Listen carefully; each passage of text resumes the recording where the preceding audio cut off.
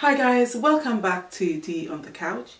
It has been a while since I last posted. I apologize to all my 177 subscribers. Anyway, I am back and I hope to be posting more regularly. Today on the couch with me, I have got Harisewell. Harry is an author. He is also the founding director of hsconsultancy, which specializes in mental health and social care, social justice and equalities. You're very welcome, Harry. Thank you. So could you tell us a bit more about yourself and the work that you do? Sure. I always find that question interesting because, you know, often folk watching things like this and listening are interested in my work, which I'll touch on. But of course, I really like to represent myself as a whole being, you know, so I'll often talk about my music and talk about my work in athletics. Well, not my work, but kind of being an athlete, you know, 400-meter specialist. And okay, you know, I didn't even know that. All right, yeah, I've got national medals as a vet over 400 meters in 2017. And yeah, you know, that's kind of important because it keeps me grounded and the work that I do flourishes from that place. So yeah, that's the kind of background. But in my work life, you know, you've kind of outlined primarily what I do. You know, I do run a lot of training courses around things like unconscious bias or anti-racism and leadership, and they get woven together. And I also do work on social care. I'm a social worker by background. I'm not practicing social worker now. So I still have a real commitment to social work and social perspectives. So some of the kind of additional areas that I work in is as a lecturer at Bradford University on it's a course called the Approved Mental Health Practitioners, Professionals, course. And I run the module on collaborative practice. So that's something I do beyond my day job. And, very busy man. yeah, and I'm also on the scientific board for the SRC Centre for Society and Mental Health. So that's you know, an organisation that is really interested in social perspectives and understanding the relationship between the things that happen in society and the presentations of individuals within the psychiatric system. Right. So I do that too. So yeah, that's some of the kind of flavours of the other things I do. But you know, outside of that sector, locally, I was involved in a campaign with a local campaigner, Sinead Gibson, on trying to secure services for women and girls, boys and men who are survivors of sexual assaults and rape, and yeah, managed to, you know, gain through the support of others in the area a centre called Trust House Reading. Right. I've heard of Trust House. I know Sinead very well. That was excellent achievement. Excellent achievement. Yeah. Okay. Good. Thank you for that background. So today, I would like to talk about black men and mental health. And I know that you have extensive knowledge and experience on mental health. So my question is, a comment first. It's widely accepted that most men in general don't like to talk about their feelings. They don't want to be openly vulnerable, but especially black men. But they are diagnosed with mental health and commonly sectioned under the mental health. So if this particular group does not seek help for mental health issues, why is the percentage of diagnosis so high? Is it because they do suffer poor mental health, or could there be an element of systemic discrimination? What are your views? Okay, great. Thanks. Well, there are a number of elements to that. Firstly, we can kind of think about your question as to whether or not there are higher rates of mental health problems amongst black men. And I guess one could ask the question, would we imagine living in a racist society to not have an impact? And when I refer to racism, I don't just mean, as I often colloquially say, someone posting poo through your letterbox, but racism that manifests itself in terms of the images of people who look like you in the educational system. You know, if you kind of imagine a young black boy in school, when they're talking about history, hearing stories of white people who are discoverers, inventors, creators, you know, major politicians, royalty, people who make an impact on the world, and then when it gets to the bit which is history about people who look like you, what you hear it's all negative. Absolutely. And you know, what does that do in terms of shaping your belief about what possibilities are out there for you, and also your relative value compared with your peers in the class? Absolutely, you know, absolutely. There are all those positive things, and you know, you're the descendant of slaves, and that's all you know of your history. So when I talk about racism, I kind of think it's important that we don't just locate it in the interpersonal realm between people, but rather understand how there are structural violences that occur, whether it be the way in which history is bastardized to present a particularly glamorous perspective of whiteness, and a negative disaster perspective of kind of black identity. So it's unsurprising, living in a world where that's your experience growing up, and as you kind of carry on experiencing different forms of racism throughout your life, that these additional pressures will show up in mental health services.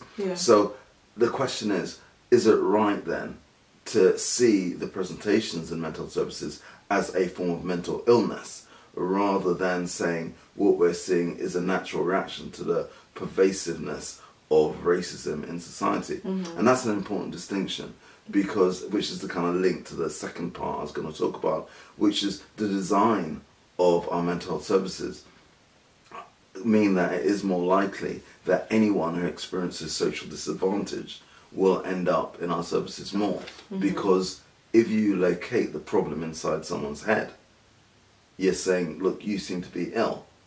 Whereas there might be an alternative way of saying, well, there's another person who's coming through who's showing us just how bad society is.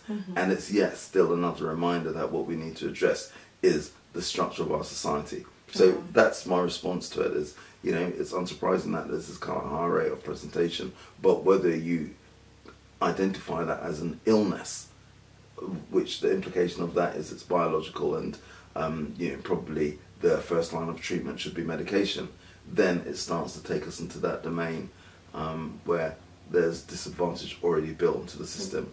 So representation is definitely very important. Indeed, and to kind of pick up on that point, the thing is, it isn't just that we're not seeing representations of ourselves in, you know, the kind of positive light as often.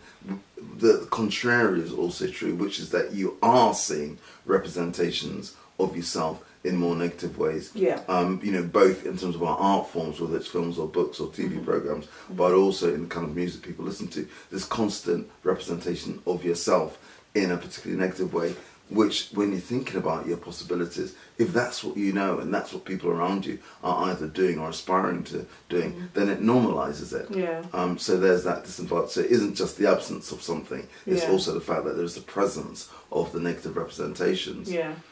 You asked before about, just now, about, like, you know, men and black men talking about their feelings and, you know, the kind of role that plays. And, you know, I kind of wanted to pick up, you know, some of the research by a guy called Michael Kaufman, who says that the first act of violence that men commit is against themselves. And I kind of think this is a really useful idea to hold in mind, that the fact that men more frequently find it less or find less easy to talk about their feelings isn't a factor of their biology, but rather it's a factor of the way in which we're socialized. I mean, that's kind of well recognized, that if you live in a world where you're punished at an early age for being emotionally aware, kind of you're perceived as soft. Absolutely. And you don't want that, so you internalize your feelings rather than be openly vulnerable. No, absolutely. And one of the things that Michael Kaufman's paper says is that over time, what men do is to effectively kill off that sensitive part of themselves, the kind of, you know, over suppression of that desire to be nurtured. So like a shutdown. Absolutely. And what happens if you kind of imagine it, that a 5-year-old, if something happens, you know, they miss the goal or they poo themselves at school or whatever it is, and, you know, people, you know, will ridicule them. And in that moment they feel shame and they might cry and they might want a hug from the teacher, but then they also then get ridiculed for being soft. Yeah. So they learn to not give life to that part of them. And then eventually they respond with anger. So next time, if they miss the goal or whatever it is and someone mocks them, they then lash out in response. Yeah. What happens by the time they get to an adult is that they've completely forgotten that they ever felt embarrassment and shame. Yeah. That bit is missing, and they just experience the anger because the pathway in their brain has become so established now that there's a trigger event and you respond with anger, and they've completely lost sight of the anger actually originally arose from shame and embarrassment. Yeah. So the work that I would kind of do in terms of thinking about alternative models of masculinity is to help men tune into, you know, what's that bit before you kind of experience the anger.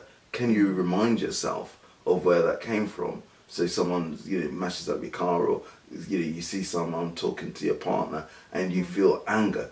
What is it you felt before the anger? And the more we can locate awareness in that realm, the more we're able to then articulate it and say, you know, actually, I do feel angry, but I felt angry because I felt, you know, upset that you did this thing. And I don't think that means you're less of a man. What I think it is that it makes you stronger because you're no longer at the mercy of your feelings. Yeah. You know? Yeah. I think that was going to be my next point. The result of shutting down is usually anger, resentment, and you know, you become volatile, and in your relationships, in your friendships. But you've explained it much better than I could have.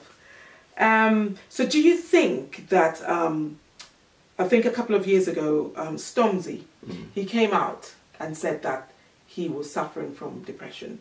Do you think it's helped at all in any way? Are black men more open to speak about their feelings?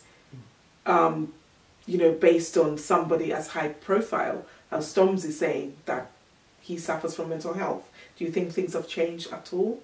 Yes, that you know, there are incremental changes in, you know, the way in which people are talking about their feelings, and there's kind of, you know, more awareness that there are masculinities and there are options. And the problem with the kind of dominant, the hegemonic form of masculinity is that you get trapped into thinking you don't have alternatives.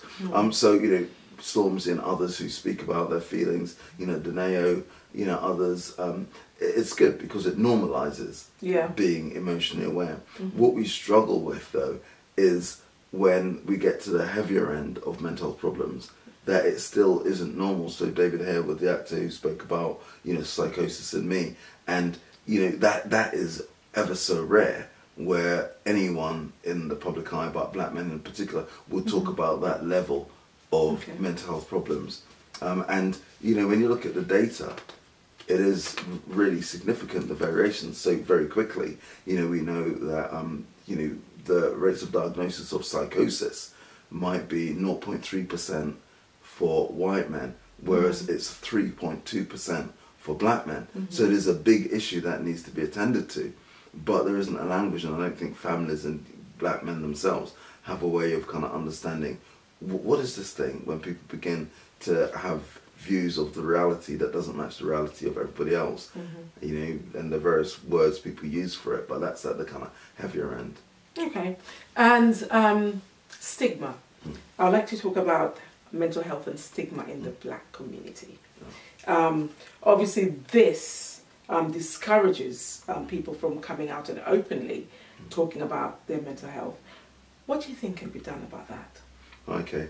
Well, yeah, I guess I'd start by saying it's understandable at some level that if you live in a world that to some extent demonizes who you are, but, you know, at best paints a negative picture of who you are, then what you try and do is to reduce anything that is likely to confirm this negative perception of yourself or of the community.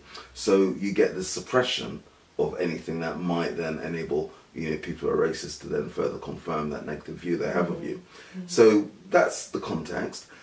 So what might we do? I guess the first thing is to understand what we're seeing when we see these mental health problems arising. It goes back to what I was saying, is that if what we see is an individual with this kind of biological illness and they've kind of got a breakdown, you then look at it as something's wrong with them. Whereas if what we recognise is that there's trauma in the environment in which we live, and what we're seeing is a manifestation of the trauma. The way in which we dialogue about it is different, because we don't then think, oh, this person is ill and there's something wrong and we need to distance ourselves. What we might do is to create solidarity and go, wow, like, you know, I'm really tired of the system that is doing this to us. And what we can do is to then form collective action and say, you know, this is the 5th person a year in my network, so I've seen breakdown.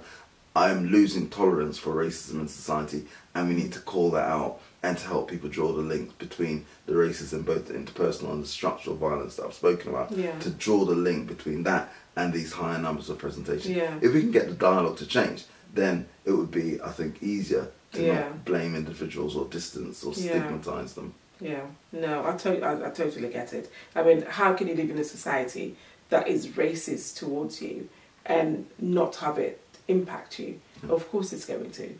And indeed, and the books, you know, there's a book I've got which is about the physiology of racist and sexist oppression.